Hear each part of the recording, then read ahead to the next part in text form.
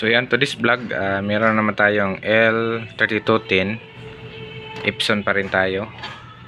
So yun, tingnan natin kung ano yung sira nito. Saksak na natin yung power cord. Yan, switch on natin.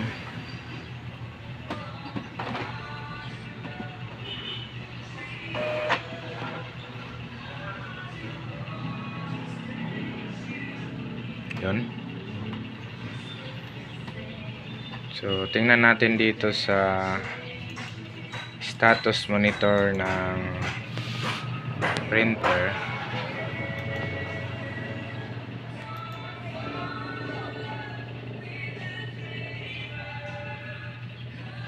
Hindi pa pala naka ano yung USB.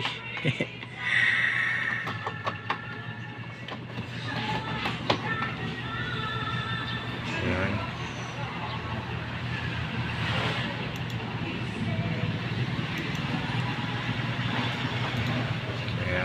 Tingnan natin sa status monitor ng printer. Pumunta lang kayo dito sa printer properties, tapos maintenance, Epson status monitor. So yun, 0043 ang error. Cancel all print jobs, open the front cover. So posible to dahil try nating hugutin yung kanyang flex, tapos off natin, power on again.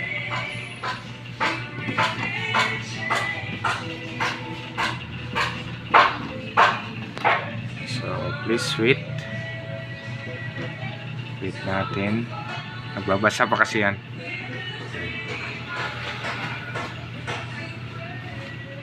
So gumagalaw naman yung printer head, pero binunot ko na yung flex. So may mga ganito kasing error, flex yung sira. So try muna natin.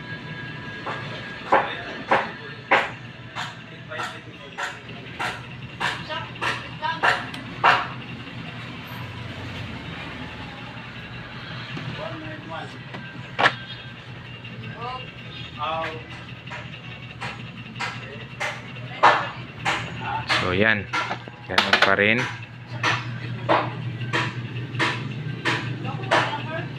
So buksan natin yung printer, tapos papalitan natin ng flex.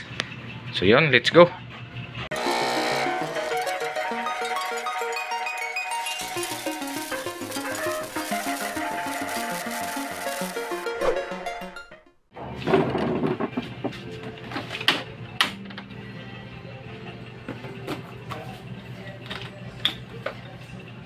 So may isang bolt dito, at saka ito tanggalin nyo para maangat to pataas.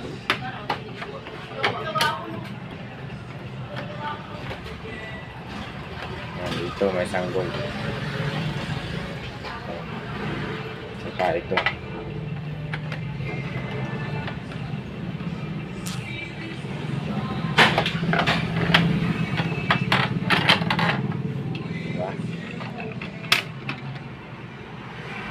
Ito nakalagay ito dito. Tapos kumuha na lang kayo ng pantukod, or tanggalin na lang natin to, itong scanner mismo, kasi ito ay yung papalitan natin flex.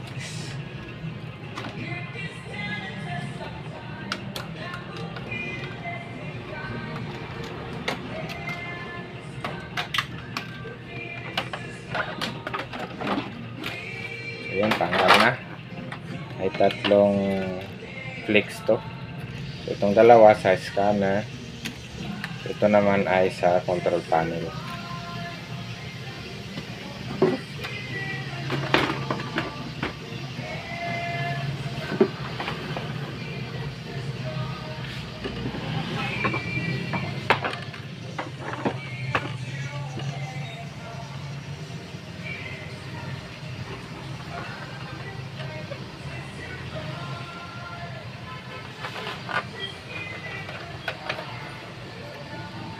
Kaya tanggalin natin to.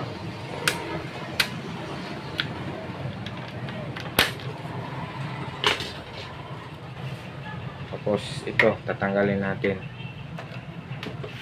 May isang bolt yan dito sa loob. Tanggalin nyo lang. Yan. Tapos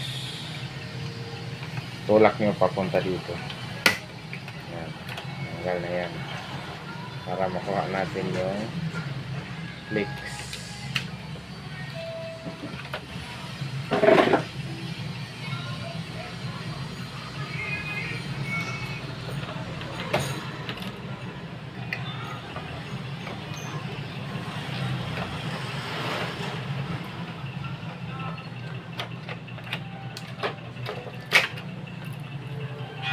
So ito lock, tulak nyo lang, ganyan, tapos push pa ganun.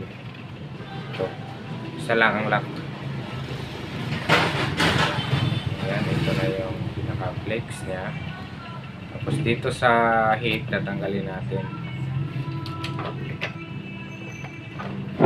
So ingatan nyo to dahil merong spring nakakabit dito. Yan, tingnan natin. So yan, may spring to. Nakakabit yan, diba? So ingatan nyo yan, baka mawala. So ngayon naman tatanggalin natin to at saka yung sensor dito sa may head yan. So itong butas dito, yan, butas na yan, magagamit natin yan mamaya pag ikinabit na natin tong sa sensor ng head. Dito tayo sa silip para makita natin pag lagay. So yun, kukunin ko muna to.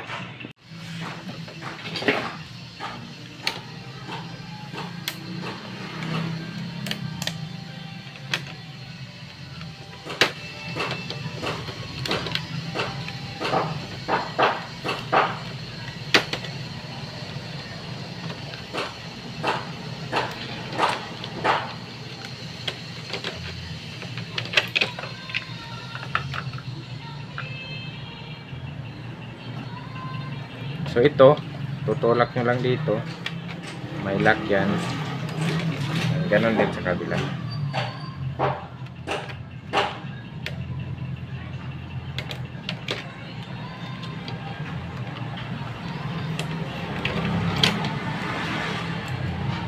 So yan. Tulak nyo yan, punta doon. Saka ito. Tapos may tatlong rosca rin tong printer head.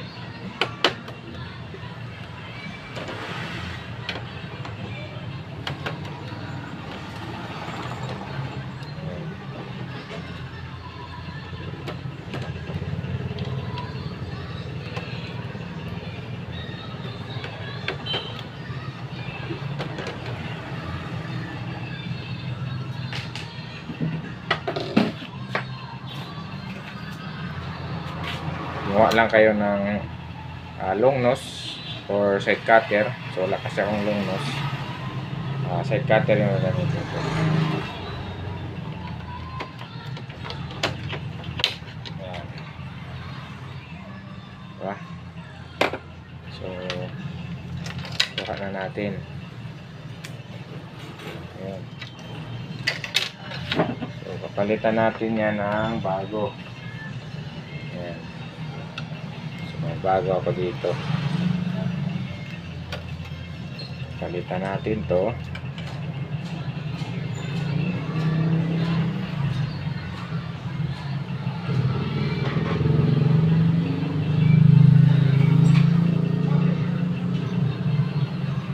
Ayan. Tapos balik.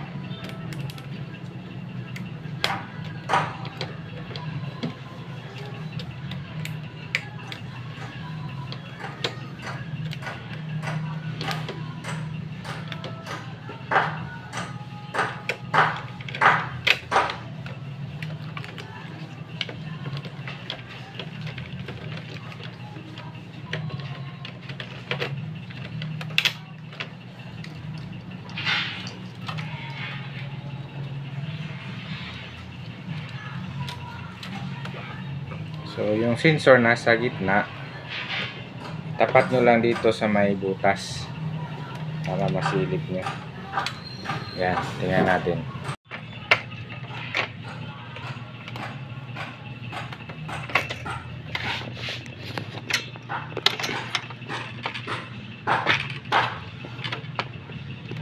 Yan. So dyan natin ikabit. Yan, yung, kung nakikita nyo, yung puti na yan. Yan. Dyan natin ikabit yung sensor flex. So printer head sensor yan. So kaya natin to tatanggalin, diba? Para makita natin yung kakabitan ng sensor.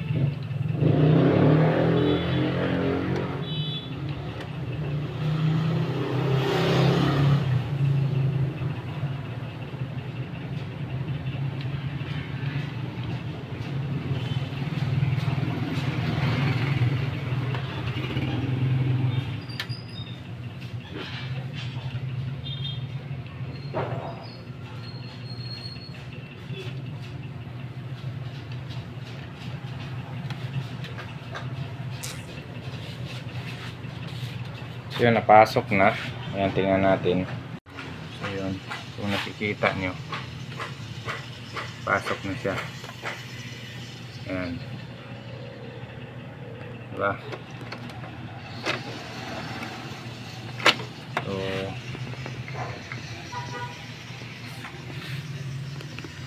kaya natin i-arrange lahat para masubukan natin.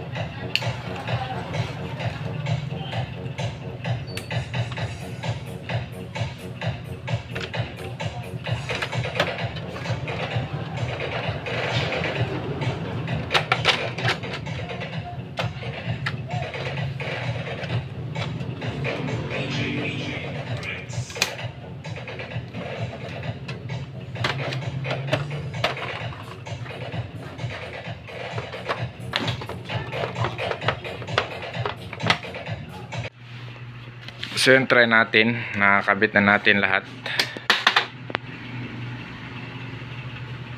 So nakabit na natin yung mga flex. So yan yung pinalit natin kanina na head flex, sprinter head flex. Switch on natin.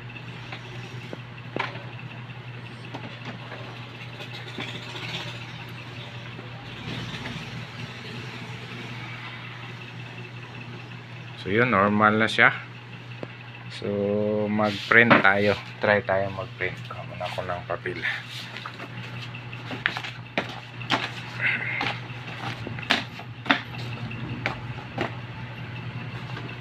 So iba-iba ang, sa experience ko, iba-iba ang napalitan ko na parts pag ang error niya ay 0043. Minsan naman ay nagpalit ako ng sensor. Minsan naman ay nagpalit ako ng data circular disc. Tapos ngayon ay nagpalit ako ng flex. Yan. So iba-iba yung error niya. So ayan, mag-print tayo. Try natin 5 pages. Yan, 5 pages. Print. Kung hindi ba siya mag-error.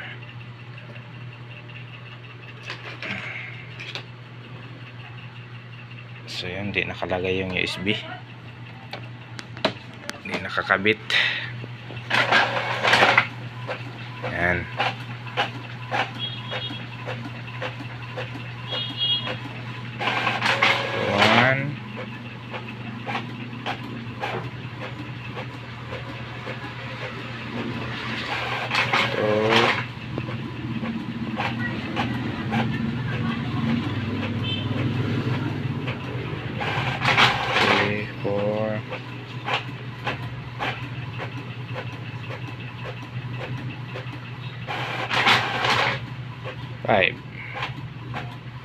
So walang red, so cleaning nyo lang yan pag walang red.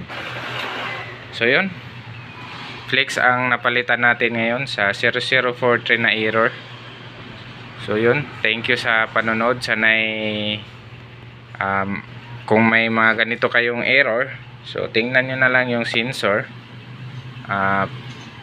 circular disc at saka yung flex. So yun, thank you sa panonood. Hanggang sa muli. This is Jeff, ETC TV. Don't forget to like and subscribe our channel. Thank you. Bye-bye.